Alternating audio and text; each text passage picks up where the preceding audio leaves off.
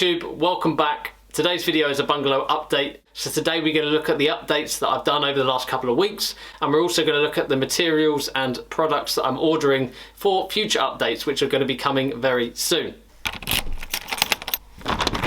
Now you might be wondering why I'm showing you some empty driveway paving slabs, but that's because there used to be an inconveniently placed flower bed there. I'll overlay a photo now, but basically I had my brother come and do some work for us. He took away the flower bed and took it all up to the dump for me and got rid of it, which was a big time saver.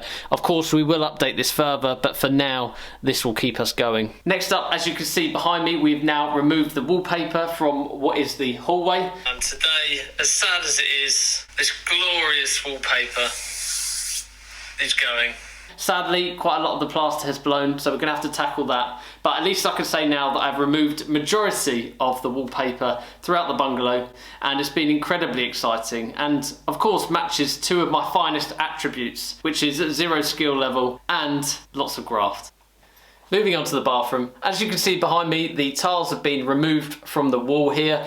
We've yet to do the other walls, but we'll get to them very soon. The main thing that's happened in the bathroom here is we previously had 3, I think it was, old spotlights, and they're a bit dodgy. They used to flicker. We've actually had the new spots put in. We've had 4 of them put in, as well as a brand new extractor fan, which is great. So that was part of what the electrician has been here to do. And as well as that, as you can see, the I think it's called the heat and smoke have been added. So this in the hallway. We've also had the wiring put in for the kitchen, and the main reason that the electrician has been here as well is, whoo, look at that beauty.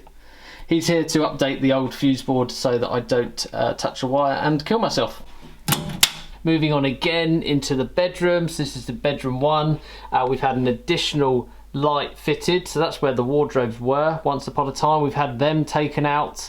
We've got 1 light at that side of the room, and then the second light now fitted here because it's quite a big bedroom, as you can see. And as you can see, I've just started to strip the coving off in the sitting room. Now you might say, Justin, why are you just removing the coving on that one side? Why are you not doing the whole room? Well, the answer is because I'm just doing the jobs that are a necessity right now, and that coving, that wall, backs onto the main bedroom wall, so bedroom 1, which we're about to start tackling. And when I said tackle, I mean we're about to start removing the blown plaster in that room, and we're about to do the electrics in terms of sockets. So once we've done that, we'll be doing the plastering, and obviously once you've done and plastered a brand new wall, you don't want to then start hammering away at it on the other side. And heading back to bedroom number 1, and as you can see from the floor here, it hasn't been done. I was going to make a joke, but it would have been terrible. So the flooring hasn't been done. We're about to screed over the top of it and then add nice herringbone style flooring on top.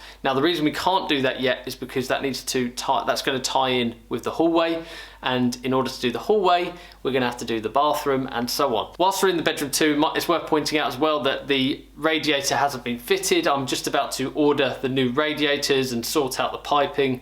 We've just had the new blinds arrive, which I've just fitted with my dad this weekend. I don't know what you think, but I absolutely love them. And I don't know what you think of this, but we've just had the new light fitted. When I say we've just had it fitted, I just fitted it, so I think it looks amazing. A bit warehouse vibes, commercial, but really love it. And of course, it's matte black to match the rest of the room. So first of all, appreciate you watching. If you are enjoying the video, please remember to give it a like and hit that subscribe button. But if you like that video, I just quickly wanted to show you the link to it. So it's from Wayfair.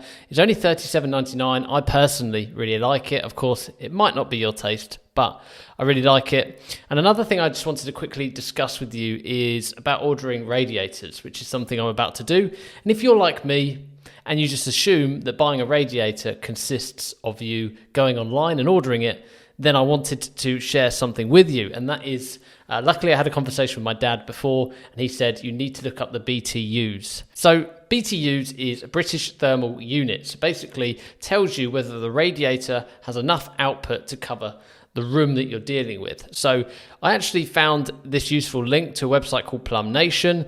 You basically go on to Plum Nation and it has a calculator to tell you how to work out the BTUs.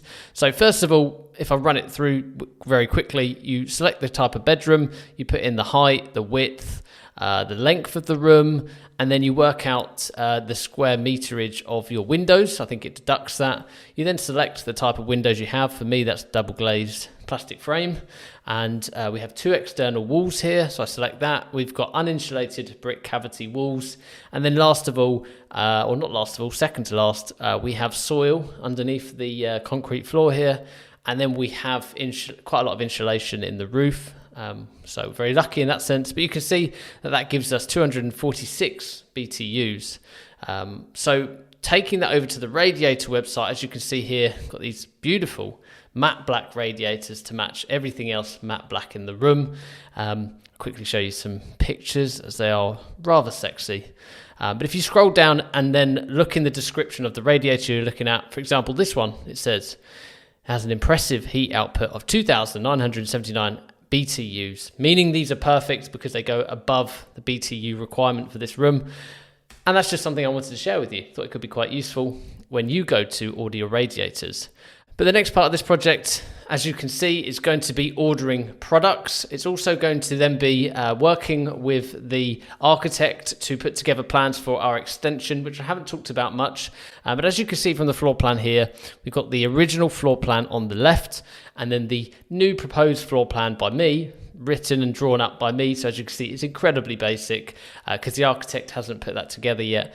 But basically, we're looking to extend out the back, make use of the permitted development, and make a lovely big dining room stroke kitchen kind of living room with some, lovely doors and windows on the back there. As we're west facing, it would let loads of light in the afternoons. So that's what our plans are, and that's what I'm going to be covering as this project develops further down the line. So in the leading upcoming months, we're going to be getting the architect's drawings, we're going to get builders quotes, and then of course going to start the building work.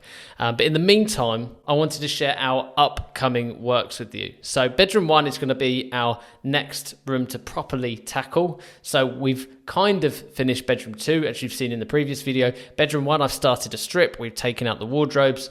I'm now going to be removing the blown plaster, going to add the new lines for the electrics that are going to be going in, and obviously the new sockets that we're having put into that room. Going to then have it plastered, painted. We need to do the new radiator and piping, the new flooring, and then we're going to get built-in wardrobes put in, and then of course some lovely blinds. After that, it's going to be the bathroom, which really we are still yet to finalize the layout and design. So we're going to be doing that over the next couple of weeks, and we're going to strip out what's currently there in the bathroom and purchase. Obviously, we need to get purchasing the products that are going to be replacing that, because when it comes to a bathroom with a live-in renovation like this, it needs to be quite a quick transition because you don't want to live too long without a bathroom or shower.